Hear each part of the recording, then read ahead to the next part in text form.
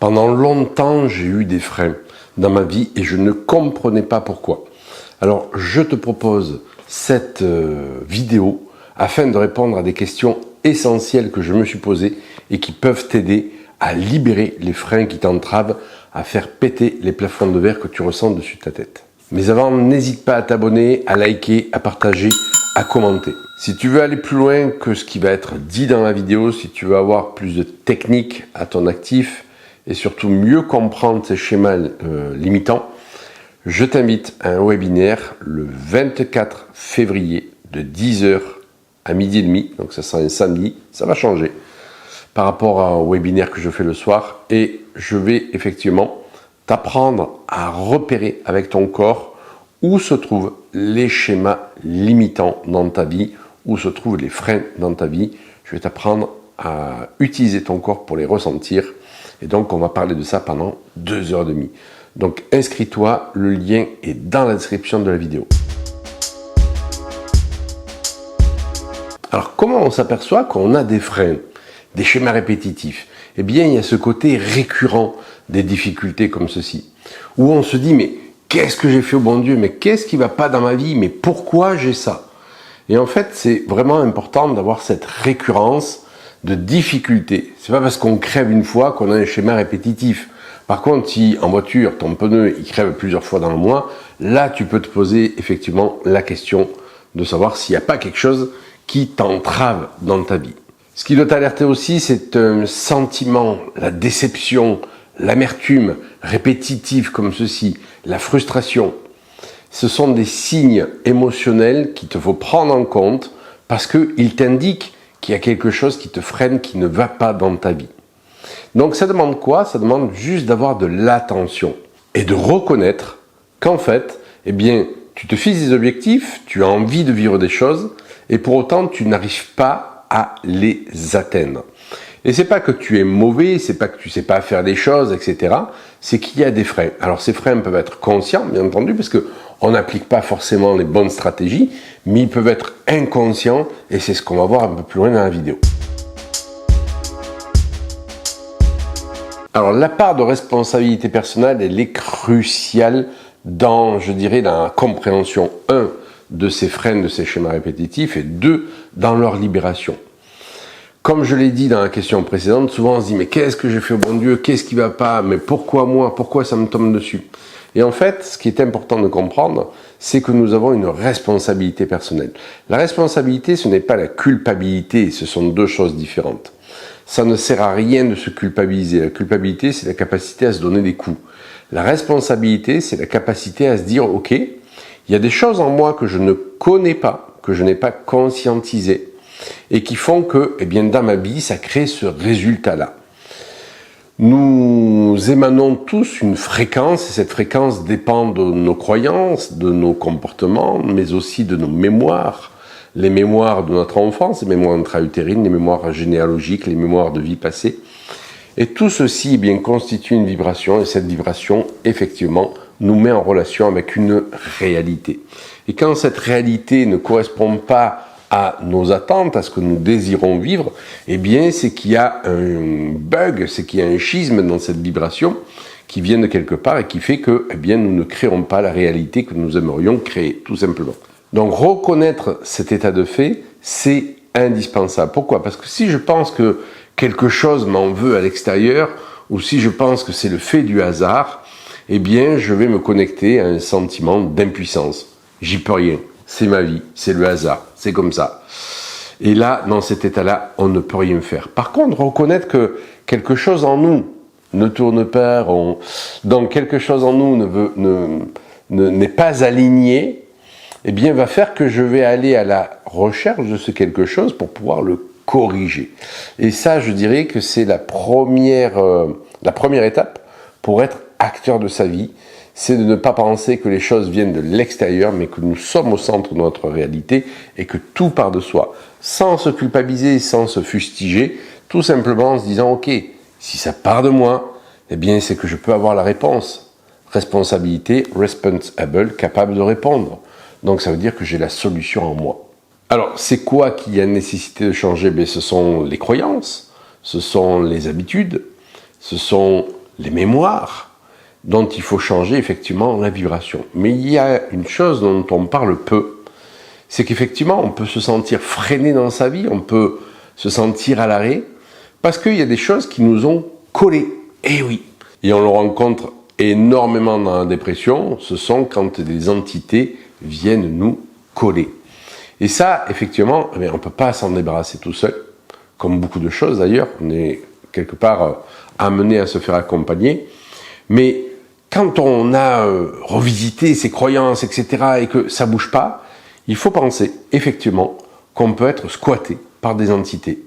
Donc dans l'invisible, il se trame effectivement notre vibration, à partir de nos pensées, de nos mémoires, etc., mais il se trame aussi des formes, je dirais, que l'on ne voit pas, et qui peuvent venir nous parasiter et nous freiner.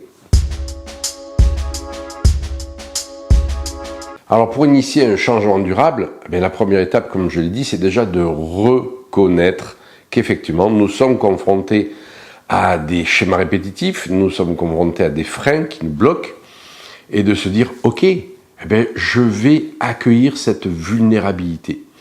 Parce que plus je me dis non mais je suis fort, je vais lutter, plus je vais y aller, plus ça va engendrer de la résistance. Donc la première chose à faire, c'est d'accueillir sa vulnérabilité. Et beaucoup de personnes, notamment les hommes, alors quand je dis les hommes, il y a tellement de femmes qui deviennent de plus en plus yang qu'on peut y incorporer beaucoup de femmes aussi. Et c'est ce côté yang, en fait, de notre constitution qui fait qu'on se dit mais non, moi je suis fort et je ne vais pas flancher devant, et on n'accueille pas sa vulnérabilité. Et je dois lutter, je dois lutter, je dois lutter.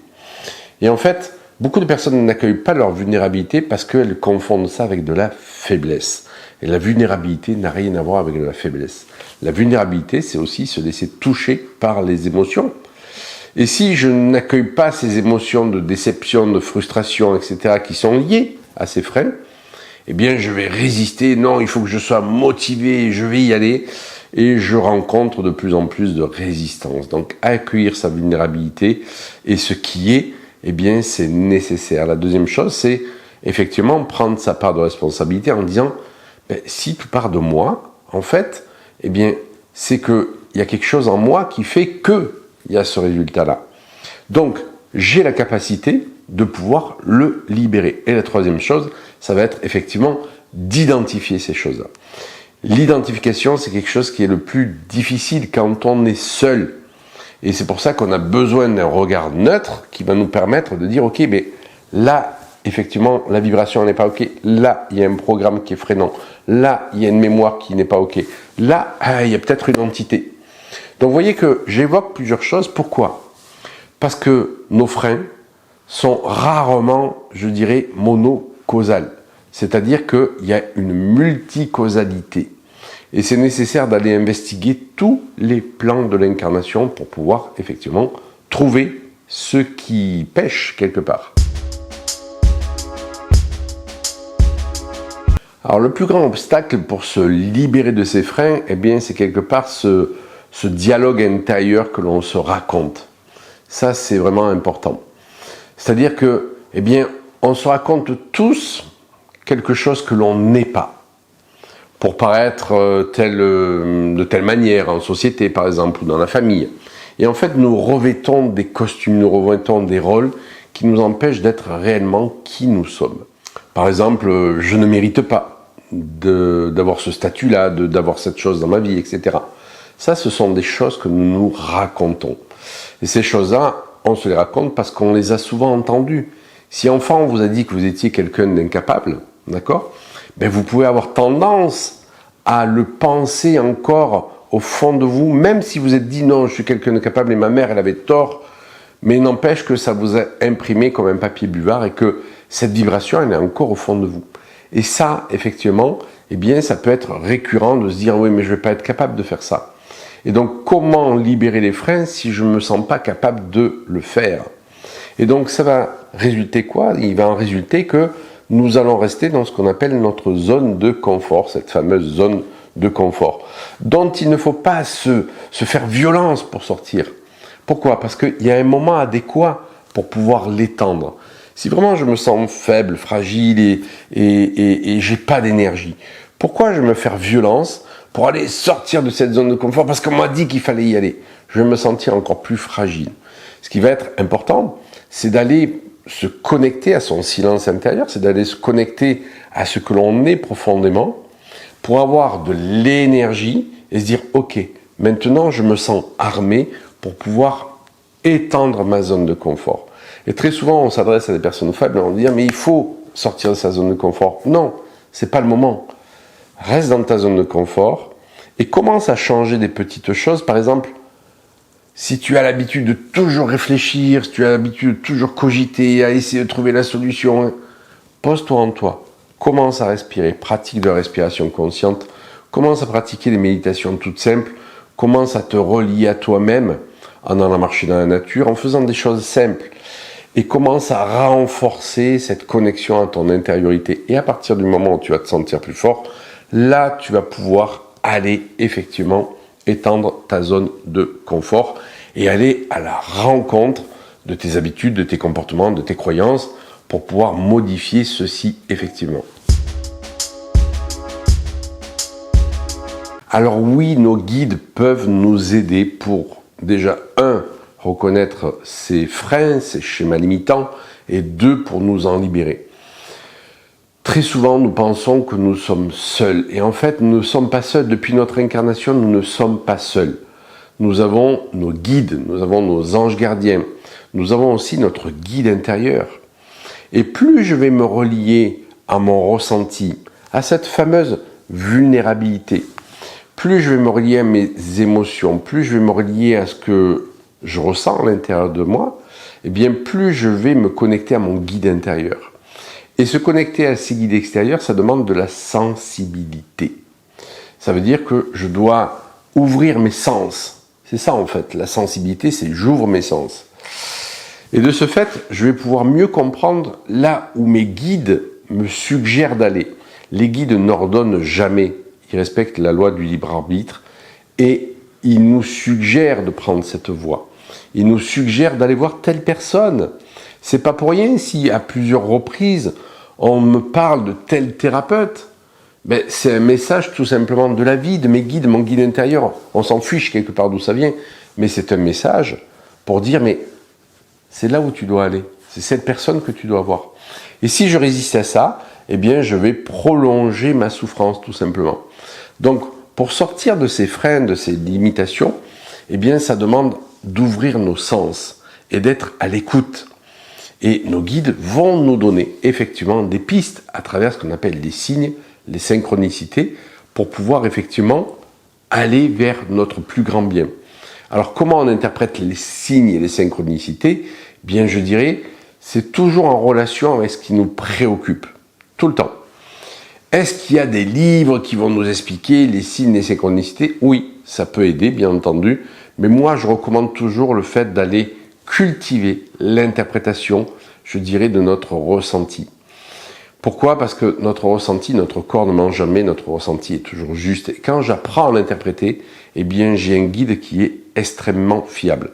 Et bien entendu qu'il existe des techniques aussi où on peut rentrer en communication avec ces guides, leur demander par exemple en clair ressenti de se déplacer et avoir une réponse très très précise.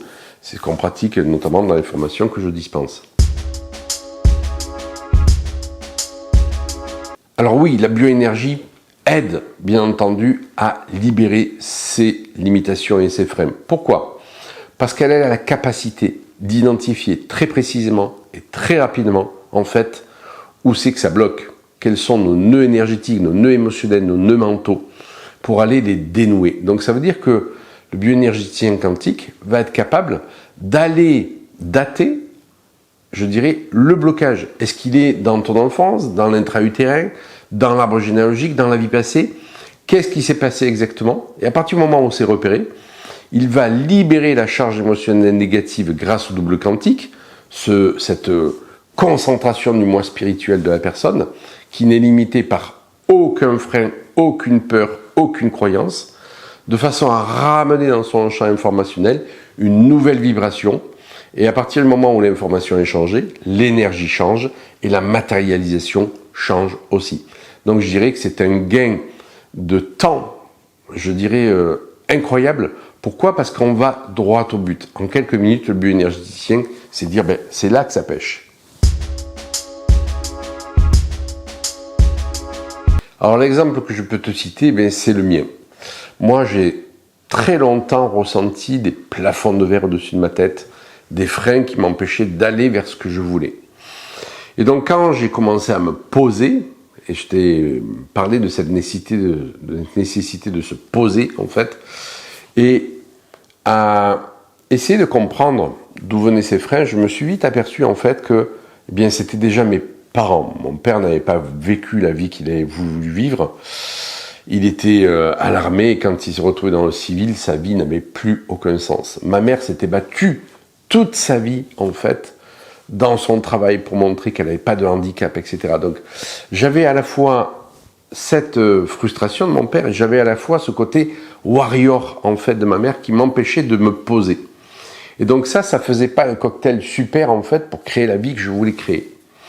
Et dans mon arbre généalogique, en fait, je me suis aperçu que, les personnes ne créaient pas la vie qu'elles voulaient avoir. Pareil, dans mes vies passées, j'étais passé par des vies de frustration, et donc ça crée un beau cocktail, en fait, de frustration, je dirais, dans ma vie personnelle et professionnelle. Et ensuite, j'ai repéré, bien entendu, mes croyances personnelles que j'avais, qui étaient que je ne pouvais pas accéder à ça. Et donc, je crée des habitudes, l'habitude, par exemple, de toujours compter que sur moi et de ne pas demander, par exemple, de l'aide. Et en fait, en repérant toutes ces causes et en allant modifier ces causes-là, avec la bioénergie quantique notamment, petit à petit, j'ai lâché des amarres comme ceci. Et ce qui a fait que je me suis senti beaucoup plus avancé. Est-ce que j'ai encore des freins et des plafonds de verre? Oui, parce qu'au fur et à mesure, on va découvrir d'autres plafonds de verre. Mais je sais maintenant comment faire pour pouvoir les libérer et m'entourer de bonnes personnes, parce que seul, nous n'arrivons à rien. Donc, n'oublie pas, surtout, le webinaire du 24 février, je compte sur ta présence, je t'assure, tu vas pouvoir enfin te fier à ton corps pour pouvoir repérer, en fait, où se situent tes blocages, tes freins et tes limitations. Je te dis au 24.